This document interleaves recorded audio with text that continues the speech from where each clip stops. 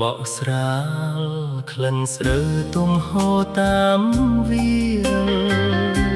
សៀមរាបអើយអ្នកនៅតែស្ថិតក្នុងដួងចិត្តខ្ញុំ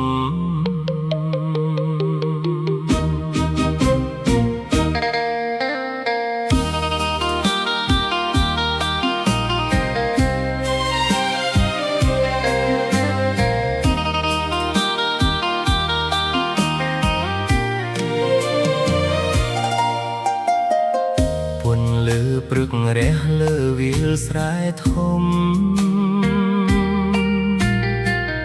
ទឹកសន្សាមភ្លឺដូចគ្រាប់ពេជ្រសំឡេងបក្សីច្រៀងលាយខ្យល់ព្រឹកបេះដូងខ្ញុំសុខ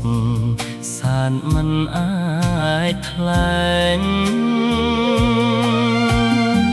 ក្លិនស្រូវទុំហូរតាមខ្យល់បក់នាំអនុស្សាវរីយ៍វិលមកវិញផ្លូវដីក្រហមធ្លាប់ដើរជាមួយគ្នាស្នាមញញឹមញាក់នៅចាំជានិច្ចចន់សៀមរាបអើយទឹកដីនៃក្តីស្រឡាញ់គ្រប់រដូវស្រែបៃតងធ្វើឲ្យបេះដូងខ្ញុំនឹកជានិច្ចចន់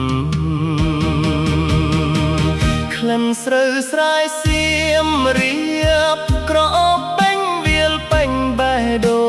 ង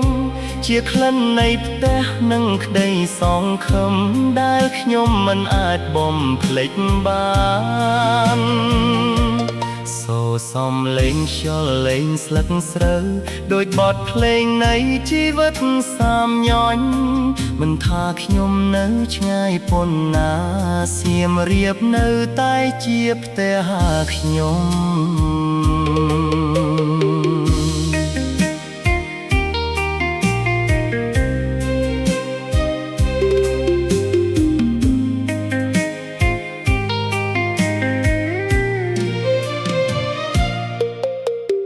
ពេលថ្ងៃលិចពណ៌មាសលើវាលស្រែក្មេងថ្មីរត់លេងពេញភូមិតូចផ្សែងចុងក្រានហុយពីផ្ទះឈើកកខ្តៅដោយស្នេហ៍ម្ដាយឪពុកស្នាមញញឹមអ្នកស្រែសាមញញពាក្យសួរសុខទុក្ខពោ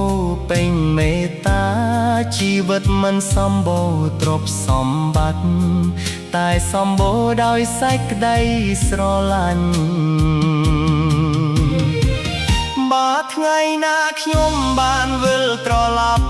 ខ្ញុំនឹងដើរលើវាលស្រែម្ដងទៀតស្រូបយកក្លិនស្រូវដ៏ក្រអូបនោះរកស្តាទុកក្នុងបេះដូងជារៀងរហូតក្លិនស្រូវស្រែសៀមរាបជាក្លិននៃនឹងក្តីស្រមៃទោះពេលវេលាកន្លងទៅយូរចិត្តខ្ញុំនៅតែស្រឡាញ់មិនប្រែសៀមរាបអើយអ្នកជាមោទនភាពនៃជាតិខ្មែរវាលស្រែបៃតងនិងក្លិនស្រូវទុំនឹងរស់នៅក្នុងបេះដូងខ្ញុំជានិច្ចចន់ឈុនបក់មងក្លិនស្រូវស្រែព្រះអាទិត្យលិចពីក្រោយដើមត្នោតសៀមរាបទឹកដីនៃក្តីនឹករលឹក